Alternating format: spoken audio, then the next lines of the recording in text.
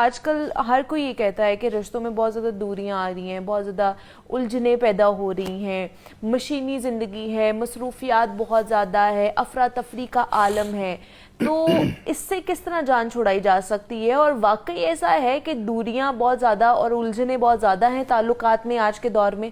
اصل میں تعلقات میں دوریاں دور کی وجہ سے نہیں ہیں، ہم نے خود پیدا کر لی۔ دور ہمیشہ ایسا رہا۔ 5000 سال پہلے کی اگر آپ کتابیں پڑھیں نا، اس میں بھی لکھا ہوا ہے کہ آج کا دور بڑا ایسا عجیب و غریب ہو گیا ہے۔ 10,000 سال پہلے کی کتابیں پڑھی، ہیروڈوٹس کی کتاب پڑھی، 50,000 سال پرانی تاریخ، اس میں بھی کہا جا رہا ہے کہ آج کل بڑے حالات خراب ہو گئے ہیں۔ تو ہمیشہ سے ایسا رہتا ہے۔